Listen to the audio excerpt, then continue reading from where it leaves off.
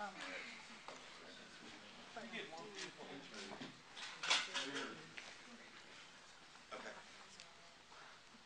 And right here. Hi, Kristen. Same question I asked Taylor. What drives you to succeed, and what kind of car do you drive? Me and my family sort of share cars, so I don't have one car that I drive all the time, but I drive a Toyota Tacoma, which I probably shouldn't be saying right now. It's just, I don't really want people, I mean, just go on the internet, I suppose you can see that. But, and a Mini Cooper sometimes too, but I feel a little too flashy in that, so. But what drives you to succeed? Well,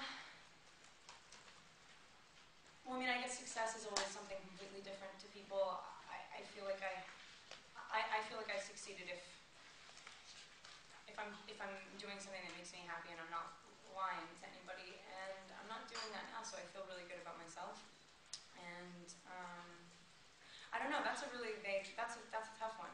What drives me to succeed? I really, right now specifically, I really love acting, and I feel like it's a cool thing to be really indulgent and follow that and only that. Like I have a lot of ambitions in life, but like for the next few years, I just want to be an actor, and that's a lucky opportunity. So, but I don't know. That drives me to want to be good at that, but I'm not sure. Kristen, you're in the middle of this journey with Bella Swan. Do you worry that it's sort of taking over your persona, so to speak? I mean, The Runaways was a terrific hit, and I don't think a lot of people went to see it necessarily. It's certainly nothing like what's happened with any of the Twilight movies. And I know you do a lot of other things, but, you know, how do you feel about your life and career versus Bella, I guess? I mean, this is a unique situation. I get to play her for a really long time. And that also is a serious indulgence in something that's really lucky, because I feel really sad when I lose a character at the end of a short shoot, which typically is like 6 weeks on a small movie, which is what I'm used to. And I don't see her as being this. It definitely is obviously the one role that has put me in this sort of epic position. But it's just another movie, and I think it doesn't matter if you're doing a studio movie or if you're doing an independent movie. When you get to set and you're doing a scene, it's always going to be the same job. It really doesn't. I really don't think about my career in terms of like planning it out and what this does for me. And this was a part that I really wanted to play, and luckily I got to do it for a long time. Can you tell us a little bit about in this one you make a decision, and do you feel like it's been one of your big challenges in the series so far, and is it your favorite one? Yeah, there's definitely the conflict sort of. She's pushed to the point where the decision needs to be made in this one, but she does that in each movie. And what's cool is that things change, and as certain as she is sometimes, and as absolutely gung-ho and young and courageous and brave, she's also willing to take a step back and go, okay, I'm gonna reconsider my options and reconsider how I'm treating everybody, because she, acknowledges that she's being a little bit selfish, and she makes the choice. But I feel like the choice has been made. Like as soon as she sees him in the first one, it's done. But it's hard for her to get to the point where everyone is going to accept that, and this is the one that it sort of happens in again. Was that your big challenge, or was there one scene that was really challenging for you? Maybe it was what you had to do, the action, or something like that? The action was actually absolutely everyone else's responsibility. I just stand behind people that are stronger than me the entire time. I don't even get to run around as much as I did in the second movie. So the action wasn't difficult. I guess one of the most challenging scenes would probably be kissing Jacob for real, finally, for the first time, and seeing that there was a different road to go down that was desirable as well, and that for her, because she's so like tunnel vision, Edward is the only thing for her. It's a strange perspective, and then I have to go in and talk to Edward about it, and it's like such a different dynamic than we've ever had, and it was a different Bella. It was like I had never had to play somebody who would have done stuff like that. So it was hard. And I was nervous as hell about it. Oh, were you? Because of the kiss?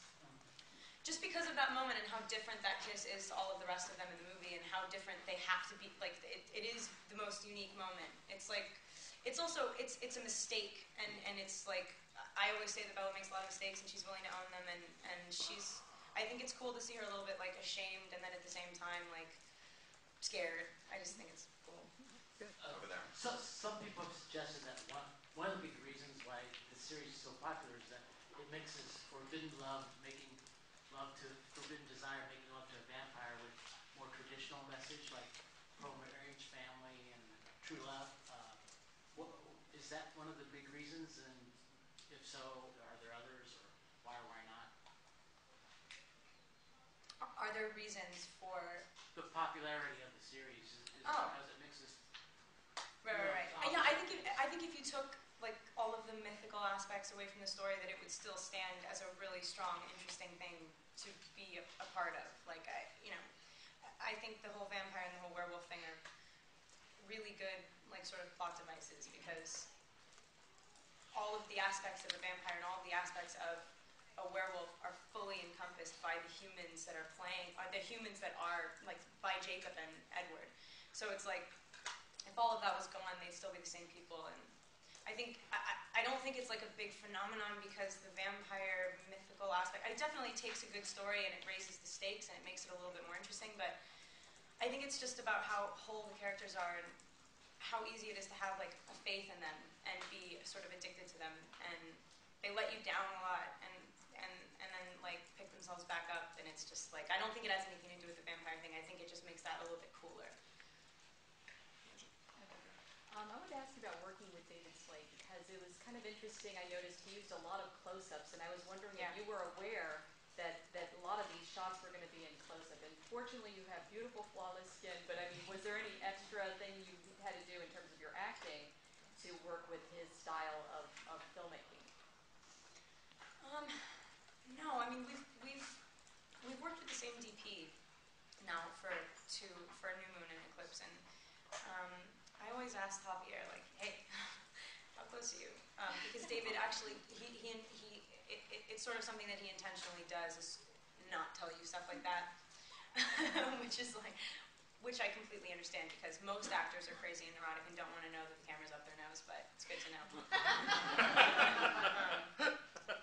But no, I didn't do anything differently. I mean, you have to change a little bit. Just, I mean, every time you work with a new director, but it's cool working with someone different on each one of these, because as long as someone has like the same passion for it, as long as they're into it, you have to do all of this sort of like rework. You have to reconsider all of the ideas that, had you been working with the same person, you might just say like, oh, we've covered that, we don't need to go over that again. But in this case, I have to sort of like, I have to introduce my character to David. He meets Bella through me. I mean, I'm sorry, I'm playing her. You know what I mean? It's like, that's just the way.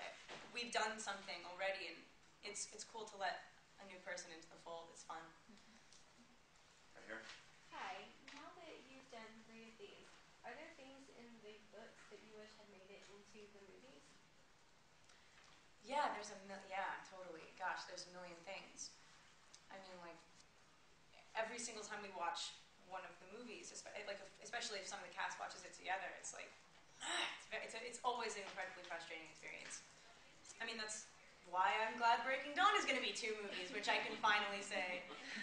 So there's going to be less of that. There's like going to be less of having to lose stuff. I mean, I know you want like a specific thing, but I'm trying to think of one now and I can't.